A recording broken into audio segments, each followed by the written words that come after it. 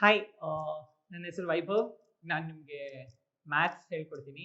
Probably ನಿನ್ನ ಎಷ್ಟೊಂದು ಜನ ನೋಡಿರ್ಬೋದು ನನ್ನ ಹಳೆ 8th ಸ್ಟ್ಯಾಂಡರ್ಡ್ ಹೇಳ್ಕೊಟ್ಟಾಗ, ಇಲ್ಲಾಂದರೆ ಇವಾಗಲೇ ಕಲಿತಿರ್ಬೋದು ನೀವು ನನ್ನ ಹತ್ರ. ಇವತ್ತು ನಾನು ಡೈರೆಕ್ಟಾಗಿ ಸ್ಟಾರ್ಟ್ ಮಾಡೋಣ ಅಂದ್ಕೊಂಡೆ. ಇನ್ನು ಜಾಸ್ತಿ ಹಳೇದೇನು ಇಲ್ಲ ರಿವಿಷನ್ ಮಾಡೋಕ್ಕೆ, ಯಾಕಂದರೆ ಇದು ಫಸ್ಟ್ ವಿಡಿಯೋ ಆಗಿ 8th ಸ್ಟ್ಯಾಂಡರ್ಡ್ ಏನು ಜಾಸ್ತಿ ರಿವಿಷನ್ ಇಲ್ಲ. ಸೊ ಇವತ್ತೇನು ಸ್ಟಾರ್ಟ್ ಮಾಡೋಣ ಅಂದರೆ,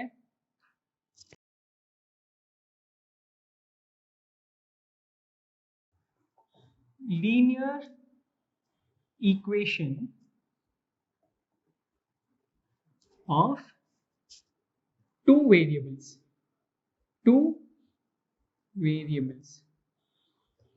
ಓಕೆ, ಇದರಲ್ಲಿ ನಮಗೆ ತುಂಬಾ ವರ್ಡ್ಸ್ ಆಗೋಯ್ತು, ಆಯ್ತಾ? ಈ ವರ್ಡ್ ಬೈ ವರ್ಡ್ ಅರ್ಥ ಮಾಡ್ಕೋಬೇಕಂದ್ರೆ ಫಸ್ಟು ಈ ವೇರಿಯೇಬಲ್ಸ್ ಅಂದ್ರೆ ಏನು ಅಂತ ನೋಡೋಣ. ಓಕೆನಾ? ನಿಮ್ಗೆ ಡಬ್ಬಿ ಕಟ್ಕೊಂಡು ಹೋಗ್ತೀರಾ, ಆಯ್ತಾ? ದಿನ ನೀವು 500 ಗ್ರಾಮೇ ಕಟ್ಕೊಂಡು ಹೋಗ್ತೀರಾ? ಇಲ್ಲ, ಒಂದಿನ ಸ್ವಲ್ಪ ಭಾರ ಇರ್ಬೋದು, ಒಂದಿನ ಕಮ್ಮಿ ಇರ್ಬೋದು, ಒಂದಿನ ಬರೀ ಚಿಪ್ಸ್ ತಗೊಂಡು ಇಲ್ಲ ಬ್ರೆಡ್ ತಗೊಂಡು ಹೋಗ್ಬೋದು, ಒಂದಿನ ಅನ್ನ ಸಾಂಬಾರು ಆ ಥರ ತಗೊಂಡು ಹೋಗ್ಬೋದು.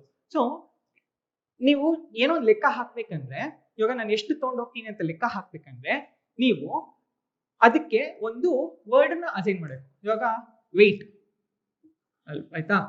ಅದು ವೆಯ್ಟ್ ಅಂತ ನೋಡ್ತಾ ಇದೀವಿ. ಇಲ್ಲ ಅಂದ್ರೆ ನೀವು ಇನ್ನೊಂದು ಎಕ್ಸಾಂಪಲ್ ತಗೋಬೇಕಂದ್ರೆ ಹೋಮ್ವರ್ಕ್. ನಿಮಗೆ ದಿನ ಹೋಮ್ವರ್ಕ್ 2 ಪೇಜ್ ಕೊಡ್ತಾರಾ? ಹೇಳಕ್ಕಾಗಲ್ಲ, ಕರೆಕ್ಟಾ? ಕೆಲವೊಂದ್ ದಿನ ಅರ್ಧ ಪೇಜು ಕೊಟ್ಟಿರ್ಬೋದು, ಕೆಲವೊಂದ್ ದಿನ ಕೊಡ್ದೇನೂ ಇರ್ಬೋದು, ಕೆಲವೊಂದ್ ದಿನ 5 ಪೇಜ್ 10 ಪೇಜು ಕೊಟ್ಟಿರ್ಬೋದು, ಅಲ್ವಾ? ಸೊ ಯಾವ್ದೇ ಒಂದು ತಗೋಬೇಕು, ಯಾವ್ದೇ ಒಂದ್ರ ಬಗ್ಗೆ ಓದ್ಬೇಕಂದ್ರೆ ನಮ್ಗೆ ಏನ್ ಬೇಕಪ್ಪ ಅಂದ್ರೆ ಒಂದು ಇವಾಗ 2 ಪೇಜ್ ಯಾವಾಗ್ಲೂ ಪೇಜಸ್ ಅಂತ ಬರೆಯಕ್ಕಾಗತ್ತಾ? ಯಾವಾಗ್ಲೂ ವೆಯ್ಟ್ ಅಂತ ಬರೆಯಕ್ಕಾಗತ್ತಾ? ಇಲ್ಲ. ಸೊ ಅದ್ರ ಬದಲು ನಾವೇನ್ ಮಾಡ್ತೀವಿ, ಈ ಪೇಜಸ್ ಇಸ್ ಈಕ್ವಲ್ ಟು ಒಂದು ವೇರಿಯೇಬಲ್ ಕೊಡ್ತೀವಿ. ಒಂದು ವೇರಿಯೇಬಲ್ ಅರ್ಥ ಅಂದ್ರೆ ಏನಪ್ಪಾ ಅಂದ್ರೆ ಒಂದು ಚೇಂಜ್ ಆಗಕ್ಕಾಗೋದಿದ್ರೆ ಅದು ವೇರಿಯೇಬಲ್, ಆಯ್ತಾ? ಚೇಂಜ್ ಆಗಕ್ಕಾಗದೆ ಇರೋದಿದ್ರೆ, ಇವಾಗ 2 ನ ನೀವೇನಾದ್ರು ಬರೆಯಕ್ಕಾಗತ್ತಾ? ಇಲ್ಲ, ಕರೆಕ್ಟಾ? 2 ಅನ್ನೋದು ನೀವೇನು ಬರೆಯಕ್ಕಾಗಲ್ಲ. 2 ಇಸ್ ಅ ಕಾನ್ಸ್ಟೆಂಟ್, ಅಲ್ವಾ? 2 ಅಂದ್ರೆ ಅದು ಕಾನ್ಸ್ಟೆಂಟ್. ಇನ್ನೊಂದು ಎಕ್ಸಾಂಪಲ್ ತಗೋಬೇಕು ಅಂದ್ರೆ ನಮ್ಗೆ ಇದ್ರದ್ದು ಎಕ್ಸಾಂಪಲ್ ತಗೋಬಹುದು. ಯಾವ್ದು? ಗಿಡದ ಹೈಟು, ಆಯ್ತಾ? ಗಿಡದ ಹೈಟು ಇವತ್ತು ನೋಡಿದ್ರೆ ನಾಳೆ ಚೇಂಜ್ ಆಗುತ್ತಾ? Over a period of time change ಆಗುತ್ತೆ. ಹೌದು, 1 ವರ್ಷ ಆದ್ಮೇಲೆ ನೋಡಿದ್ರೆ ಇಷ್ಟಿರೋದು ಇಷ್ಟಾಗುತ್ತೆ, ಆಯ್ತಾ? ಬಟ್ ಇವತ್ತು ನೋಡೋದು ನಾಳೆಗೆ ಚೇಂಜ್ ಆಗುತ್ತಾ? ಇಲ್ಲ ಅಂದ್ರೆ ಯಾವ್ದೋ ಒಂದು ಲೆಟರ್ ಅಲ್ಲಿ ಒಂದು ವರ್ಡ್ ಅಲ್ಲಿ ಎಷ್ಟು ಲೆಟರ್ಸ್ ಇದೆ ಅಂತ ನೋಡ್ಬೋದು. ಇವಾಗ ವೇರಿಯೇಬಲ್ಸ್ ಅಲ್ಲಿ 1 2 3 4 5 6 7 8 9 ಲೆಟರ್ ಇದೆ. ಅದು ಚೇಂಜ್ ಆಗುತ್ತಾ? ಇಲ್ಲ. ನೀವು ಇಂಗ್ಲಿಷ್ ಅಲ್ಲಿ ವೇರಿಯೇಬಲ್ಸ್ ಅಂತ ಬರೆದ್ರೆ, ನೀವು ಎಷ್ಟು ಸತಿ ವೇರಿಯೇಬಲ್ಸ್ ಅಂತ ಬರೆದ್ರು ನಂಬರ್ ಆಫ್ ಲೆಟರ್ಸ್ ಸೇಮ್ ಇರುತ್ತೆ, ಕರೆಕ್ಟಾ? ಸೊ ಅದನ್ನ ನಾವು ಕಾನ್ಸ್ಟೆಂಟ್ಸ್ ಅಂತೀವಿ. ಇವಾಗ ಈ ವೇರಿಯೇಬಲ್ಸ್ ಅಂದ್ರೆ ಎನಿಥಿಂಗ್ ದಟ್ ಕ್ಯಾನ್ ಚೇಂಜ್. ಇವಾಗ ಈ x is equal to 2 ಅಂತ ಬರಿತೀವಿ ಕೆಲವೊಂದ್ಸತಿ x is equal to 3 ಅಂತ ಬರಿತೀವಿ, ಆಯ್ತಾ? ಬಟ್ ನಾವು ಯಾವತ್ತಾದ್ರೂ 2 is equal to 3 ಅಂತ ಬರ್ದಿದೀವಾ? ಇಲ್ಲ. ಸೊ ಈ x ಯಾವಾಗಾದ್ರೂ 2 ತಗೋಬಹುದು, x ಯಾವಾಗಾದ್ರೂ 3 ತಗೋಬಹುದು. ಯಾಕೆ ಹೆಂಗೆ ಅಂದ್ರೆ ಈ ವೇರಿಯೇಬಲ್ಸ್ ಅಲ್ಲಿ 9 ಲೆಟರ್ಸ್ ಇದೆ, ಬಟ್ 2 ಅನ್ನೋ ವರ್ಡ್ ಅಲ್ಲಿ ಎಷ್ಟು 9 ಲೆಟರ್ಸ್ ಇದೆಯಾ? ಇಲ್ಲ. ಈ ವೇರಿಯೇಬಲ್ಸ್ ಲೆಟರ್ಸ್ ತಗೊಂಡಾಗ x is equal to 9 ಆಗುತ್ತೆ. ಇದು ತಗೊಂಡಾಗ x is equal to 3 ಆಗುತ್ತೆ, ಕರೆಕ್ಟಾ? ಈ wear x is equal to the number of letters in a word, ಓಕೆನಾ? ಸೊ ಇಲ್ಲಿ x ಅನ್ನೋದು ಕಾನ್ಸ್ಟೆಂಟ್, ಇಲ್ಲಿ x ಅನ್ನೋದು ವೇರಿಯೇಬಲ್. ಬಟ್ x ಗೆ ಒಂದು ನಂಬರ್ ಕೊಟ್ರೆ ಅದು ಅವಾಗ ಕಾನ್ಸ್ಟೆಂಟ್ ಆಗುತ್ತೆ. ಇವಾಗ x 3 ಇದೆ, ನೀವು ಎಷ್ಟೇ ಸತಿ 2 TWO ಅಂತ ಬರೀತಾ ಇದ್ರೆ ಯಾವ್ದೋ ಒಂದು ಟೈಮಲ್ಲಿ ಅದು ಯಾವ್ದೋ ಒಂದು ಲೆಟರ್ ಹೊರಟೋಗುತ್ತಾ? ಅದರಿಂದ ಹೋಗಲ್ಲ. 2 ಅಂತ ಅನ್ಬೇಕಂದ್ರೆ ಅದು TWOನೇ ಆಗ್ಬೇಕು, ಕರೆಕ್ಟಾ? ಸೊ x ಅನ್ನೋದು ಆ ಪಾಯಿಂಟ್ ಅಲ್ಲಿ ಆ ನಂಬರ್ ತಗೊಂಡ್ಬಿಡುತ್ತೆ. ಆಯ್ತಾ. ಇದನ್ನ ನಾವು ವೇರಿಯೇಬಲ್ಸ್ ಅಂತೀವಿ. ನೆಕ್ಸ್ಟ್ ಏನಂದ್ರೆ ನಮಗೆ ಕೆಲವೊಂದ್ಸತಿ ಒಂದೇ ವೇರಿಯೇಬಲ್ ಇರುತ್ತೆ. ಒಂದೇ ವೇರಿಯೇಬಲ್ ಅಂದ್ರೆ ಅರ್ಥ ಏನಪ್ಪಾ ಅಂದ್ರೆ ಇವಾಗ ನಾನು ದಿನ ಇಷ್ಟೇ ಊಟ ಮಾಡ್ತೀನಿ ಯಾವತ್ತರ ಹೇಳಕ್ಕಾಯ್ತಾ? ನಾನು ದಿನ ಇಷ್ಟೇ ಊಟ ಮಾಡ್ತೀನಿ ಅಂತ ಹೇಳಕ್ಕಾಯ್ತಾ? ಒಂದೊಂದು ದಿನ ಒಂದಿಷ್ಟು ಜಾಸ್ತಿ ತಿಂದಿರ್ಬೋದು, ಒಂದಿನ ಇಷ್ಟು ಕಮ್ಮಿ ತಿಂದಿರ್ಬೋದು. ಬಟ್ ಅದು ನಾನು ಇಷ್ಟೇ ಊಟ ಮಾಡ್ತೀನಿ ಇಷ್ಟೇ ನೀರು ಕುಡಿತೀನಿ ಅಂದ್ರೆ ನೀವು ನೀರು ಜಾಸ್ತಿ ಕುಡಿದ್ರೆ ಊಟ ಕಮ್ಮಿ ಹೋಗುತ್ತೆ, ಊಟ ಜಾಸ್ತಿ ಮಾಡಿದ್ರೆ ನೀರು ಕಮ್ಮಿ ಹೋಗುತ್ತೆ. ಸೊ ಇದ್ರಲ್ಲಿ ಎಷ್ಟು ವೇರಿಯೇಬಲ್ ಆಯ್ತು? 2 ವೇರಿಯೇಬಲ್ ಆಯ್ತಾ? ಕರೆಕ್ಟಾ? ಸೊ ಅವಾಗ ನಾವೇನ್ ಮಾಡ್ತೀವಿ, ಇವಾಗ ಫುಡ್ನ ನಾವು ಎಕ್ಸ್ ಅಂತ ಹೇಳಿದ್ರೆ ಇನ್ನೊಂದು ವೇರಿಯೇಬಲ್ನ ನಾವು ವೈ ಅಂತ ಹೇಳ್ತೀವಿ. ವಾಟರ್ನ ನಾವೇನಂತೀವಿ? ವೈ ಅಂತ ಹೇಳ್ತೀವಿ. ಓಕೆನಾ? ಸೊ ಇವಾಗ ಏನಪ್ಪಾ ಅಂದ್ರೆ ಈ ಫುಡ್ಡು ಮತ್ತೆ ವಾಟರು ಏನಾಗ್ತಿದೆ, ಈ ಫುಡ್ಡು ಮತ್ತೆ ವಾಟರು ವೇರಿಯೇಬಲ್ಸ್ ಆಗಿದೆ. ಏನಕ್ಕೆ ವೇರಿಯೇಬಲ್ಸ್ ಆಗಿದೆ? ನೀವು ಊಟ ಜಾಸ್ತಿ ಮಾಡಿದ್ರೆ, ಊಟ ಒಂದೊಂದು ದಿನ ಜಾಸ್ತಿ ಮಾಡ್ತೀರಾ, ಒಂದಿನ ಕಮ್ಮಿ ಮಾಡ್ತೀರಾ, ಒಂದಿನ ಮಾಡೋದೆಲ್ಲ ಸ್ಕಿಪ್ ಮಾಡ್ಬಿಡ್ತೀರಾ, ಒಂದಿನ 2 ಒಟ್ಟಿಗೆ ಊಟ ಮಾಡ್ಬಿಡ್ತೀರಾ, ಆಯ್ತಾ? ಅದ್ರ ಪ್ರಕಾರನೇ ವೈ ಊಟ ಚೇಂಜ್ ಆಗುತ್ತಾ? ನೀವು ಊಟ ಜಾಸ್ತಿ ಮಾಡಿದ್ರೆ ಹೊಟ್ಟೆ ತುಂಬಿಟ್ಟಿದ್ರೆ ನೀರು ಕುಡಿಯಕ್ಕೆ ಹೋಗಲ್ಲ, ಕರೆಕ್ಟಾ? ಇಲ್ಲ ಸ್ವಲ್ಪ ಕಮ್ಮಿ ಕುಡಿತೀರಾ. ಹೊಟ್ಟೆನೇ ತುಂಬಿಲ್ಲ, ಇವತ್ತು ಊಟ ಸಾಲಿಲ್ಲ ಅಂದ ತಕ್ಷಣ ಏನ್ ಮಾಡ್ತೀರಾ? ಜಾಸ್ತಿ ನೀರು ಕುಡಿತೀರಾ, ಕರೆಕ್ಟಾ? ಹೊಟ್ಟೆ ತುಂಬುವಂಗೆ ನೀರು ಕುಡಿತೀರಾ. ಸೊ ಈ ಎಕ್ಸ್ ಅನ್ನೋದು ವೈ ಅನ್ನೋದು 2 ವೇರಿಯೇಬಲ್ಸ್. ಆಯ್ತಾ? ಏನ್ ಕಲ್ತ್ವಿ ನಾವು? ವೇರಿಯೇಬಲ್ಸ್ ಅನ್ನೋದು ಕಲ್ತ್ವಿ. 2 ವೇರಿಯೇಬಲ್ಸ್ ಅಂದ್ರೆ ಏನು ಅಂತ ಕಲ್ತ್ವಿ. ಅರ್ಥ ಆಯ್ತಾ ಇಲ್ಲಿ ತನಕ? ಓಕೆ.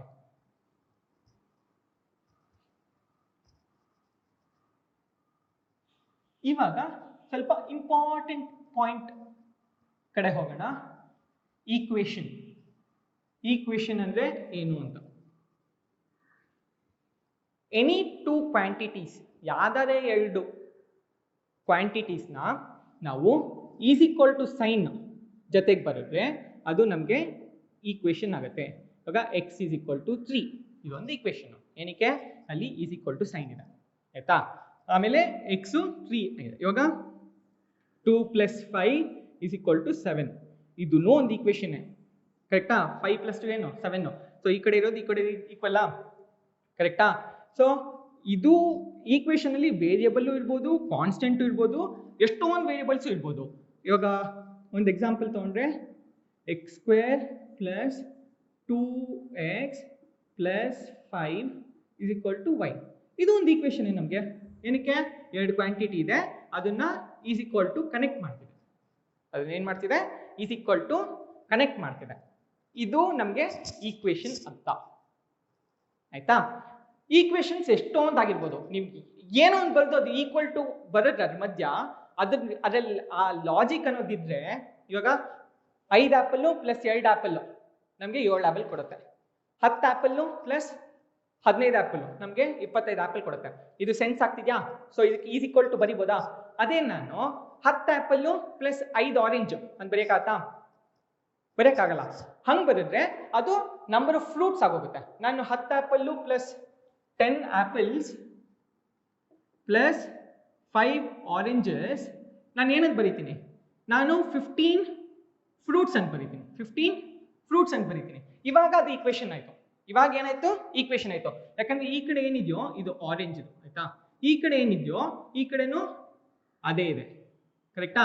ನಾನು ಇಲ್ಲಿ 10 apples + 5 oranges is equal to 15 apples ಅಂತ ಬರೆಯಕ್ಕಾಗತ್ತಾ?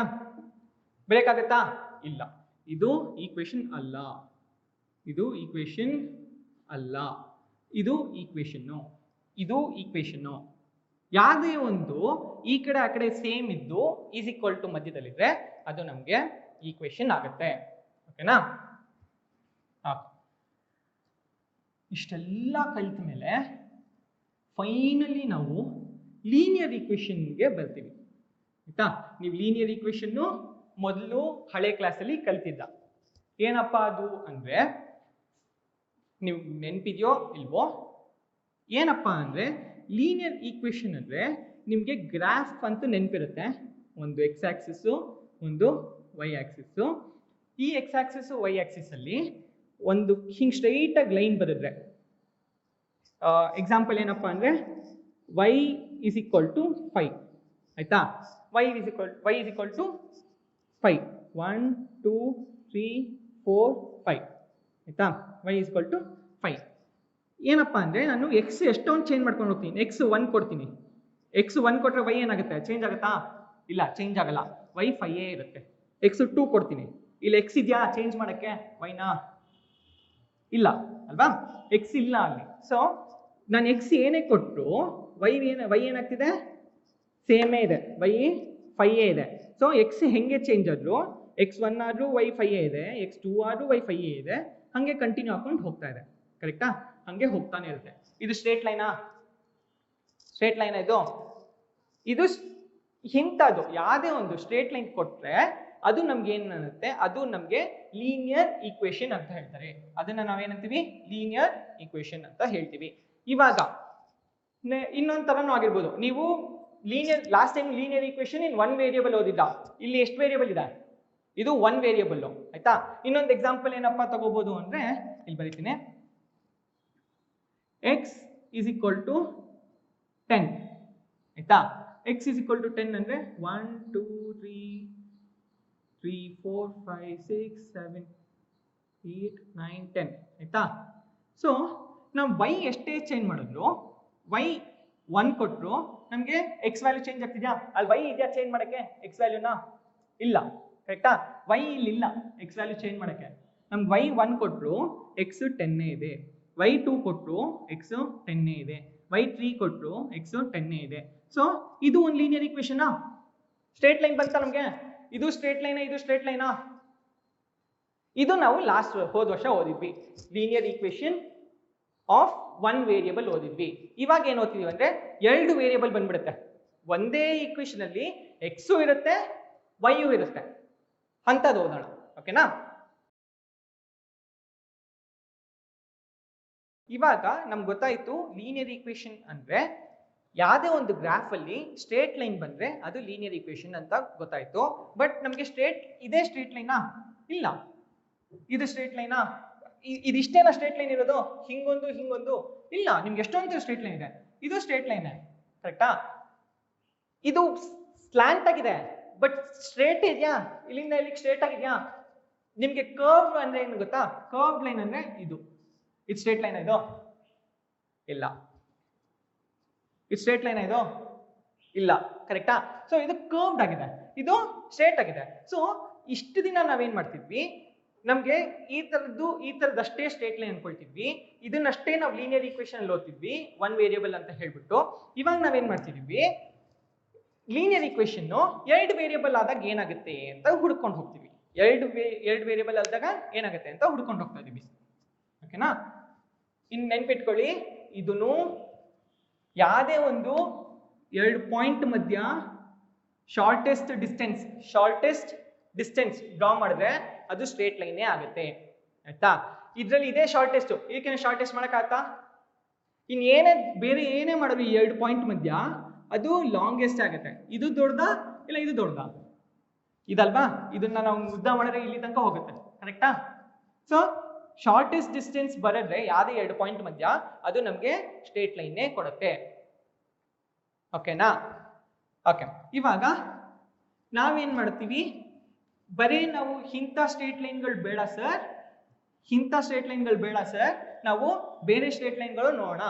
ಹಿಂಗಿದ್ರೆ ಏನಾಗುತ್ತೆ, ಹಿಂಗಿದ್ರೆ ಏನಾಗುತ್ತೆ, 2 ಬೇರೆ, ಹಿಂಗಿದ್ರೆ ಏನಾಗುತ್ತೆ, ಬೇರೆ ಹೆಂಗಾರು ಇರ್ಬೋದು ಆಯ್ತಾ.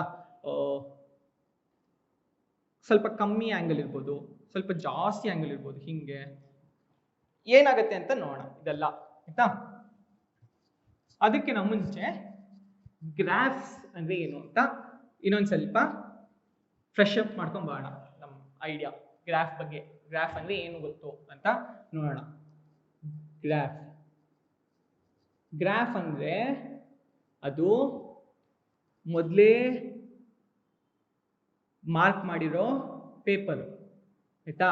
ಅದರಲ್ಲಿ ಮೊದಲೇ ನಮಗೆ ಇಷ್ಟಿಷ್ಟು ಸೆಂಟಿಮೀಟರ್ಗೆ ಲೈನ್ ಹಾಕ್ಬಿಟ್ಟಿರ್ತಾರೆ ಆಯ್ತಾ. ಏನಕ್ಕಪ್ಪ ಹಾಕಿರ್ತಾರೆ ಅಂದ್ರೆ ಅದರಲ್ಲಿ ನಾವು ಬರೆಯೋಕ್ಕೆ ಈಸಿ ಆಗಲಿ ಅಂತ ಆಯ್ತಾ. ನಾವು ಎವ್ರಿ ಟೈಮ್ ಸ್ಕೇಲ್ ಇಟ್ಕೊಂಡು ಹಾಕೋದು ಬೇಕಾಗಲ್ಲ ಆಯ್ತಾ. ಸೊ ಈ ತರ ಈ ತರ ಹಾಕಿದ್ ಈ ತರ ಮೊದಲೇ ಇಟ್ಬಿಟ್ಟಿರ್ತಾರೆ. ಇದೊಂದು ಗ್ರಾಫಿಗೆ ಎಕ್ಸಾಮ್. ಇಷ್ಟು ಕ್ಲೀನ್ ಆಗಿ ಬಂದಿಲ್ಲ ನಾನು ಆಯ್ತಾ, ಬಟ್ ನಿಮ್ಗೆ ಒಂದು ಐಡಿಯಾ ಬರಬೇಕು ಅಂತ ಒಂದೊಂದು ಸೆಂಟಿಮೀಟರ್ ಗ್ಯಾಪ್ ಅಲ್ಲಿ ಮೊದಲೇ ಕೊಟ್ಬಿಟ್ಟಿರ್ತಾರೆ. ಅದನ್ನ ನಾವು ಗ್ರಾಫ್ ಅಂತೀವಿ. ಆ ಗ್ರಾಫ್ ಅಲ್ಲಿ ನಾವು ಕಾರ್ಟೀಷಿಯನ್ ಕೋಆರ್ಡಿನೇಟ್ ಬಗ್ಗೆ ಕಲಿಯೋಣ. ಕೋಆರ್ಡಿನೇಟ್ಸ್ ಏನಪ್ಪ ಈ ಕಾರ್ಟೀಷಿಯನ್ ಕೋಆರ್ಡಿನೇಟ್ಸ್ ಹೇಳುತ್ತೆ ಅಂದ್ರೆ, ನಿಮ್ಗೊಂದು ಹಿಂಗೆ ವೈ ಆಕ್ಸಿಸ್ ಇರುತ್ತೆ, ಹಿಂಗೆ ಎಕ್ಸ್ ಆಕ್ಸಿಸ್ ಇರುತ್ತೆ ಅಂತ ಹೇಳುತ್ತೆ. ಇದಕ್ಕೆ ಈ ತರ ಗ್ರಾಫ್ಗೆ ಹೆಸರೇನಪ್ಪ ಅಂದ್ರೆ ಕಾರ್ಟೀಷಿಯನ್ ಕೋಆರ್ಡಿನೇಟ್. ಇಲ್ಲಿ ಎಕ್ಸ್ ಆಕ್ಸಿಸ್ ಇದ್ರೆ ಇಲ್ಲಿ ಎಕ್ಸ್ ಡ್ಯಾಶ್ ಇರುತ್ತೆ. ಎಕ್ಸ್ ಡ್ಯಾಶ್ ಅಂದ್ರೆ ಮೈನಸ್ ಎಕ್ಸ್ ಅಂತ ಅನ್ಕೋಬಹುದು. ವೈ ಇದ್ರೆ ಇಲ್ಲಿ ವೈ ಡ್ಯಾಶ್ ಇರುತ್ತೆ. ಅರ್ಥ ಆಯ್ತಾ? ಸೊ ಇದು ನಮ್ಗೆ ಕಾರ್ಟೀಷಿಯನ್ ಕೋಆರ್ಡಿನೇಟ್. ಅಥವಾ ಇದು ಹೆಂಗಿದೆ, 90 ಡಿಗ್ರೀಸ್ ಇದೆಯಾ, ಇಲ್ಲೂ 90 ಡಿಗ್ರೀಸ್ ಇದೆಯಾ, ಇಲ್ಲೂ 90 ಡಿಗ್ರೀಸ್ ಇದೆಯಾ, ಇಲ್ಲೂ 90 ಡಿಗ್ರೀಸ್ ಇದೆಯಾ. ಸೊ ಇದು ರೆಕ್ಟ್ಯಾಂಗ್ಯುಲರ್ ಕೋಆರ್ಡಿನೇಟ್ಸ್ ಅಂತಾನೂ ಕರಿಬಹುದು. ನಾವು ಏನಂತ ಕರಿಬಹುದು? Rectangular coordinates. ರೆಕ್ಟ್ಯಾಂಗ್ಯುಲರ್ ಕೋಆರ್ಡಿನೇಟ್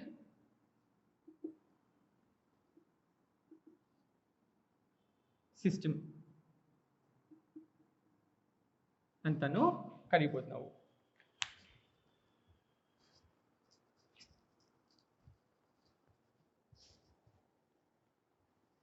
ಆಯ್ತಾ? ಸೊ ಇವಾಗ ಈ ರೆಕ್ಟ್ಯಾಂಗ್ಯುಲರ್ ಕೋಆರ್ಡಿನೇಟ್ ಸಿಸ್ಟಮ್ ಅಥವಾ ಕಾರ್ಟೀಷಿಯನ್ ಕೋಆರ್ಡಿನೇಟ್ ಸಿಸ್ಟಮ್ ಬಗ್ಗೆ ಒಂದು ಸ್ವಲ್ಪ ಡೀಪ್ ಆಗಿ ತಿಳ್ಕೋಬೇಕು. ಫಸ್ಟ್ ತಿಳ್ಕೋಬೇಕಾಗಿದ್ದು ಏನಪ್ಪಾ ಅಂದ್ರೆ, ಈ ಎಕ್ಸಿಗೆ ಮತ್ತೆ ವೈಗೆ ಒಂದು ಹೆಸರಿದೆ. ಈ ಎಕ್ಸ್ ಅನ್ನ ನಾವು ಇಂಡಿಪೆಂಡೆಂಟ್ ಕೋಆರ್ಡಿನೇಟ್ ಅಂತೀವಿ. ವೈನ ನಾವು ಡಿಪೆಂಡೆಂಟ್ ಕೋಆರ್ಡಿನೇಟ್ ಅಂತೀವಿ. ಇಂಡಿಪೆಂಡೆಂಟ್ ಅಂದ್ರೆ ಏನಪ್ಪಾ? ಯಾವುದಕ್ಕೂ ಸಂಬಂಧ ಇಲ್ಲ, ಅದು ಅದಕ್ಕಷ್ಟೇ ಅದಾಗದೆ ಚೂಸ್ ಮಾಡ್ಕೋಬಹುದು, ಅದ್ ಹೆಂಗಿರ್ಬೇಕು ಹಂಗಿರ್ಬೋದು. ಡಿಪೆಂಡೆಂಟ್ ಅಂದ್ರೆ ಏನಪ್ಪಾ? ಇಲ್ಲ, ಅದಕ್ಕೆ ಕೆಲವೊಂದು ರಿಸ್ಟ್ರಿಕ್ಷನ್ ಇದೆ. ಏನ್ ರಿಸ್ಟ್ರಿಕ್ಷನ್ ಅಂತ ನೋಡೋಣ. ಇವಾಗ ನಮ್ಗೆ 3y + 4x = 3, ಇಲ್ಲ ಅಂದ್ರೆ y + x = 1, y - x = 1. ಇದೊಂದು ಈಕ್ವೇಶನ್ ಅಂತ ಅನ್ಕೋಣ. y - x = 1. ಇವಾಗ ನಾನು ಏನ್ ಮಾಡ್ಬೋದಪ್ಪ ಅಂದ್ರೆ, ಈ ಎಕ್ಸ್ ಅನ್ನ ಈ ಕಡೆ ತಗೊಂಡು ಹೋಗ್ತೀನಿ, ಮೈನಸ್ ಇರೋದು ಪ್ಲಸ್ ಆಗುತ್ತೆ. ಸೊ y = 1 + x ಆಗುತ್ತೆ. ಇದು ನಾವು ಈ ತರ ಬರ್ಕೊಳ್ತೀವಿ. ಈ ತರ ಬರ್ಕೊಂಡ್ಮೇಲೆ ಏನ್ ಮಾಡ್ತೀವಿ, ಈ ಎಕ್ಸ್ ಅನ್ನೋದೇನಪ್ಪ, ನಾನೇನಂದ್ರೆ ಎಕ್ಸ್ ಅನ್ನೋದು ಇಂಡಿಪೆಂಡೆಂಟ್. ಎಕ್ಸ್ ಅನ್ನೋದು ಇಂಡಿಪೆಂಡೆಂಟ್ ಅಂದ್ರೆ ಅರ್ಥ ಏನು ಅಂದ್ರೆ, ನೀನ್ ಯಾವ ನಂಬರ್ ಬೇಕಾದ್ರೂ ಕೊಟ್ಕೋ ಎಕ್ಸ್ಗೆ, ಯಾವ ನಂಬರ್ ಬೇಕಾದ್ರೂ ಎಕ್ಸ್ ಕೊಟ್ಕೋ. ಎಕ್ಸ್ಗೆ ನಾನು 2 ಕೊಡ್ತೀನಿ ಆಯ್ತಾ. ಎಕ್ಸ್ 2 ಕೊಟ್ಟ ತಕ್ಷಣ ಏನಾಗುತ್ತೆ, y = 1 + 2 ಆಗುತ್ತೆ. when x = 2, y = 1 + 2. 1 + 2 ಅಂದ್ರೆ ಏನಪ್ಪ? 3. ಕರೆಕ್ಟಾ? ಇವಾಗ ನಾನು ಎಕ್ಸ್ 2 ಕೊಟ್ಬಿಟ್ಟು, ಇದು ಡಿಪೆಂಡೆಂಟ್ ಇದು ಇಂಡಿಪೆಂಡೆಂಟ್, ಎಕ್ಸ್ 2 ಕೊಟ್ಟಿನಿ, ಬಟ್ ಆ 2 ಅನ್ ಕೊಟ್ಟಿರೋದಕ್ಕೆ ಏನಾಗ್ತಿದೆ, ವೈಗೆ 3 ಬರ್ತಿದೆ. ಕರೆಕ್ಟಾ? ಅಂದ್ರೆ ಏನಾಗ್ತಿದೆ, ಈ ಎಕ್ಸ್ಗೆ ಏನ್ ವ್ಯಾಲ್ಯೂ ಕೊಡ್ತಾ ಏನೋ ಆ ವ್ಯಾಲ್ಯೂ ಮೇಲೆ ವೈ ವ್ಯಾಲ್ಯೂ ಡಿಪೆಂಡ್ ಆಗಿದೆ. ಅಣ್ಣ ನಿಮ್ಗೆ ಯಾವಾಗ್ಲೂ ಇದೇ ಬೇಕಾ? ಈ ತರ ಇದನ್ನೇ ಇಂಡಿಪೆಂಡೆಂಟ್ ಮಾಡ್ಬೋದಲ್ವಾ, ನಾನು ವೈಗೆ ಯಾವ್ದೋ ವ್ಯಾಲ್ಯೂ ಕೊಡ್ತೀನಿ ಅಂದ್ರೆ ಅದು ನಡೆಯುತ್ತೆ. ಬಟ್ ನಾವು ಈ ತರ ಅಭ್ಯಾಸ ಮಾಡ್ಕೊಂಡ್ ಬಂದಿದೀವಿ. ಇವಾಗ ಹೆಂಗಂದ್ರೆ, ನಾನು ಅವಾಗಲೇ ಒಂದು ಎಕ್ಸಾಂಪಲ್ ತಗೊಂಡೆ. ನಾನು ಇಷ್ಟು ಊಟ ಮಾಡ್ತೀನಿ, ಜಾಸ್ತಿ ಊಟ ಮಾಡಿದ್ರೆ ಕಮ್ಮಿ ನೀರು ಕುಡಿತೀನಿ, ಕಮ್ಮಿ ಊಟ ಮಾಡಿದ್ರೆ ಜಾಸ್ತಿ ನೀರು ಕುಡಿತೀನಿ ಅಂತ. ಸೊ ನನ್ಗೆ ಎದ್ರ ಮೇಲೆ ಡಿಪೆಂಡ್ ಆಯ್ತು? ನೀರು ಕುಡಿಯೋದು ಊಟ ಮಾಡೋದ್ರ ಮೇಲೆ ಡಿಪೆಂಡ್ ಆಗಿತ್ತಾ? ನೀವು ಫಸ್ಟ್ ನೀರು ಕುಡಿದ್ಬಿಟ್ಟು ಆಮೇಲೆ ಹೇಳ್ತೀರಾ, ಇಲ್ಲ ನಾನು ಜಾಸ್ತಿ ನೀರು ಕುಡಿತೀನಿ ಅದಕ್ಕೆ ಕಮ್ಮಿ ಊಟ ಮಾಡ್ತೀನಿ ಅಂತ ಹೇಳಕ್ಕಾಗತ್ತಾ? ಇಲ್ಲ, ನೀವು ಫಸ್ಟ್ ಎಷ್ಟು ಊಟ ಮಾಡ್ತೀರಾ ಅದ್ರ ಮೇಲೆ ನೀವು ನೀರು ಕುಡಿಯೋದು ಡಿಪೆಂಡ್ ಆಗುತ್ತೆ. ಕರೆಕ್ಟಾ? ಸೊ ಅದೇ ತರ ಎಷ್ಟೊಂದು ಈ ಯೂನಿವರ್ಸಲ್ ಎಷ್ಟೊಂದರಲ್ಲಿ ನಮ್ಗೆ ಅಂಥದ್ದೇ ಆಗೋದು. ಇವಾಗ ಎಕ್ಸ್ಗೆ ಯಾವುದೋ ಒಂದು ಡಿಪೆಂಡ್ ಆಗಿರುತ್ತೆ, ಇನ್ನೊಂದು ಇಂಡಿಪೆಂಡೆಂಟ್ ಆಗಿರುತ್ತೆ. ಇವಾಗ ಹೆಂಗಪ್ಪ ಅಂದರೆ, ನಾಳೆ ಸ್ಕೂಲ್ ಇದ್ರೆ ನಾನು ಸ್ಕೂಲ್ಗೆ ಹೋಗ್ತೀನಿ, ಸ್ಕೂಲ್ ಇಲ್ಲ ಅಂದ್ರೆ ನಾನು ಸ್ಕೂಲ್ಗೆ ಹೋಗ್ತಾರಾ? ಸೊ ನೀವು ಸ್ಕೂಲ್ಗೆ ಹೋಗೋದು ಎದ್ರ ಮೇಲೆ ಡಿಪೆಂಡ್ ಆಗಿದೆ, ಸ್ಕೂಲ್ ಇರುತ್ತಾ ಇಲ್ವಾ ಅನ್ನೋದು, ಕರೆಕ್ಟಾ? ಅವರು ಕ್ಲಾಸಸ್ ತಗೊಳ್ತಾರಾ ಇಲ್ಲ ಅನ್ನೋದ್ ಮೇಲೆ ಡಿಪೆಂಡ್ ಆಗುತ್ತಾ ನೀವು ಹೋಗ್ತೀರಾ ಇಲ್ವಾ ಅಂತ, ಅದು ಒಂದು. ಸೊ ನಿಮ್ದು ನೀವು ಹೋಗೋದು ಡಿಪೆಂಡೆಂಟ್ ಆನ್ ಕ್ಲಾಸಸ್ ತಗೊಳ್ತಾರೋ ಇಲ್ವೋ. ಅವರು ತಗೊಳ್ದು ಇರ್ಬೋದು, ತಗೊಳ್ದೇನೋ ಇರ್ಬೋದು, ಕರೆಕ್ಟಾ? ಅವರು ಇಂಡಿಪೆಂಡೆಂಟು, ನಾವು ಡಿಪೆಂಡೆಂಟ್ ಆನ್ ದೆಮ್, ಕರೆಕ್ಟಾ? ಅದೇ ತರ ಇಲ್ಲಿ ಇವಾಗ ಇದ್ರದ್ದು ಗ್ರಾಫ್ ಹಾಕಿದ್ರೆ ಏನಾಗುತ್ತೆ ನೋಡೋಣ. ಎಷ್ಟೋ ತನಕ ಲೀನಿಯರ್ ಈಕ್ವೇಶನ್ ಅನ್ನಲ್ಲ, ನೋಡೋಣ ಇದು ಲೀನಿಯರ್ ಈಕ್ವೇಶನ್ ಆಗತ್ತ ಅಂತ. 1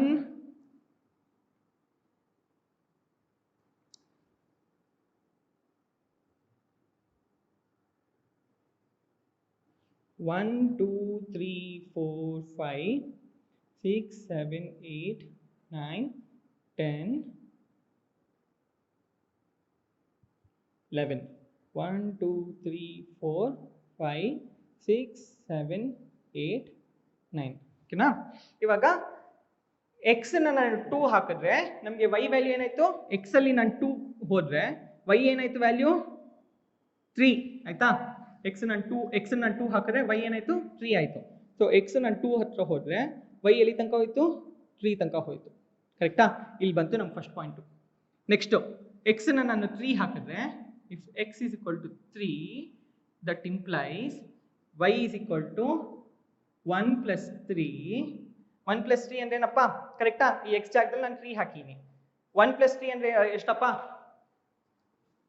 4 ಆಯ್ತಾ? x is equal to 4, y ಏನಾಗುತ್ತಪ್ಪ 1 plus 4 5 ಆಗುತ್ತೆ, ಕರೆಕ್ಟಾ? ಓಕೆ, ಇವಾಗ ನೆಕ್ಸ್ಟ್ ಇನ್ನೊಂದು ವ್ಯಾಲ್ಯೂ ತಗೋಣ.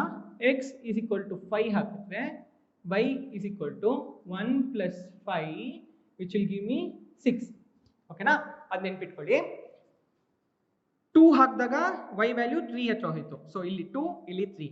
ನೆಕ್ಸ್ಟ್ ಇಲ್ಲಿ 3 ಹಾಕಿದಾಗ 3 ಇಲ್ಲಿ ತನಕ ಹೋಗುತ್ತೆ, ಆಮೇಲೆ ಇದು 4 ಹಿಂಗ್ ಬಂತು, ಕರೆಕ್ಟಾ? ನೆಕ್ಸ್ಟ್ 4 ಹಾಕಿದಾಗ 5 ಹಾಕಿದಾಗ 6 ಹಂಗೆ.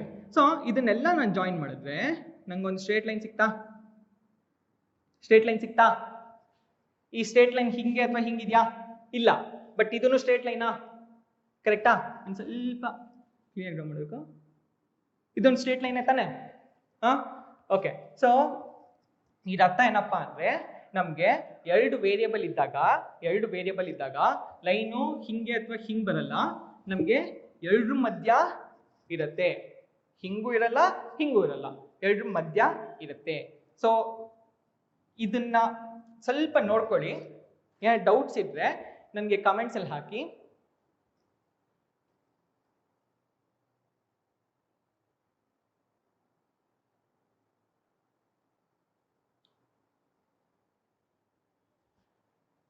ಓಕೆ.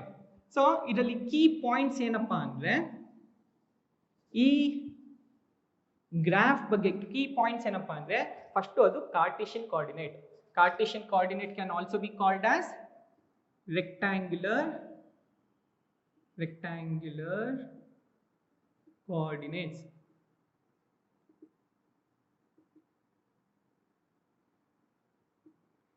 ನೆಕ್ಸ್ಟ್ ಅದರಲ್ಲಿ ಎರಡು ಆಕ್ಸಿಸ್ ಇರುತ್ತೆ, ಒಂದು y ಆಕ್ಸಿಸ್, ಒಂದು x ಆಕ್ಸಿಸ್. ಆಕ್ಸಿಸ್ ಅಂದ್ರೆ ಈ ಲೈನ್, ಆಯ್ತಾ? ಒಂದು y ಆಕ್ಸಿಸ್ ಇರುತ್ತೆ, ಒಂದು x ಆಕ್ಸಿಸ್ ಇರುತ್ತೆ. ಆ ಎರಡಕ್ಕೂ ತಂದೆ ಆದ ಹೆಸರುಗಳಿದೆ. ಏನಪ್ಪಾ ಅಂದ್ರೆ, x ಗೆ ಇಂಡಿಪೆಂಡೆಂಟ್ ಕೋಆರ್ಡಿನೇಟ್ಸ್ ಅಂತೀವಿ, y ಗೆ ಡಿಪೆಂಡೆಂಟ್ ಕೋಆರ್ಡಿನೇಟ್ಸ್ ಅಂತೀವಿ. ಮೂರನೇ ಇಂಪಾರ್ಟೆಂಟ್ ಪಾಯಿಂಟ್, ನಮಗೆ ಯಾವುದೋ ಒಂದು ಈಕ್ವೇಶನ್ ಕೊಡ್ತಾರೆ, 2x plus 5y is equal to 3 ಅಂತ ಕೊಟ್ರೆ ನಾವು ಏನ್ ಮಾಡಬೇಕು, ಅದನ್ನ y is equal to function of x ಅಂತ ಬರಿಬೇಕು. ಇದು ಹೊಸದಾಗಿರ್ಬೋದು ನಿಮ್ಗೆ ಈ ಫಂಕ್ಷನ್ ಆಫ್ x ಅನ್ನೋದು. ಏನಪ್ಪಾ ಅದು ಅಂದ್ರೆ, y ಮಾತ್ರ ಇಲ್ಲಿ ಇಟ್ಕೊಂಡು ಮಿಕ್ಕಿದೆಲ್ಲ ಆ ಕಡೆ ಕಳಿಸ್ಬೇಕು ಅಷ್ಟೇ. y ಮಾತ್ರ ಈ ಕಡೆ ಇಟ್ಕೊಂಡು ಮಿಕ್ಕಿದೆಲ್ಲ ಅಲ್ಲಿ ಕಳಿಸ್ಬೇಕು. ಹೆಂಗಪ್ಪ ಮಾಡ್ಬೋದು ಅಂದ್ರೆ ಫಸ್ಟು 5y ಇಲ್ಲೇ ಇಟ್ಕೊಂಡು 2x ಆ ಕಡೆ ಹೋದ್ರೆ ಏನಾಗುತ್ತೆ ಪ್ಲಸ್ ಇದೆ, ಇಲ್ಲಿ ಪ್ಲಸ್ ಇರೋದು ಆ ಕಡೆ ಹೋದ್ರೆ ಮೈನಸ್ 3 ಮೈನಸ್ 2x. ಮತ್ತೆ ಇಲ್ಲಿ ನಮ್ಗೆ y ಉಳಿತಾ ಇಲ್ಲ, y ಜೊತೆ 5 ಇದೆ, ಇಲ್ಲೇನಿದೆ ಬರೇ y ಇದೆ ಕರೆಕ್ಟಾ. ಸೊ ಈ 5 ಇಲ್ಲಿ ತಗೊಂಡು ಹೋಗ್ಬೇಕು. ಫಸ್ಟ್ ಈ 2x ನ ಆ ಕಡೆ ತಗೊಂಡು ಹೋಗ್ತೀವಿ, ನೆಕ್ಸ್ಟ್ 5 ಇಲ್ಲಿ ತಗೊಂಡು ಹೋಗ್ಬೇಕು. 5 ತಗೊಂಡ್ರೆ ಏನಾಗುತ್ತಪ್ಪ, ಇಲ್ಲಿ ಏನಿದೆ ಮಲ್ಟಿಪ್ಲಿಕೇಶನ್ ಇದೆ, ಇಲ್ಲಿ ಮಲ್ಟಿಪ್ಲಿಕೇಶನ್ ಇದೆ, ಈ ಕಡೆ ಹೋದ್ರೆ ಡಿವಿಷನ್ ಆಗುತ್ತೆ. y is equal to 3 minus 2x by 5 ಆಗುತ್ತೆ. ಇದೆರಡು ತುಂಬಾ ಇಂಪಾರ್ಟೆಂಟ್, ಇದೆರಡು ಸಿಕ್ಕಾಪಟ್ಟೆ ಇಂಪಾರ್ಟೆಂಟ್. ಓಕೆನಾ? ಈ 3 ಪಾಯಿಂಟ್ ನಿಮ್ಗೆ ನೆನ್ಪಿಟ್ಕೊಂಡ್ರೆ ಈ ಗ್ರಾಫ್ ಡ್ರಾ ಮಾಡೋದು ಇಲ್ಲ ಈ ಪಾಠ ಓದೋದು, ಈ ಚಾಪ್ಟರ್ ಓದೋದು ಸಿಕ್ಕಾಪಟ್ಟೆ ಇದೆ ಆಯ್ತಾ. Okay, so thank you.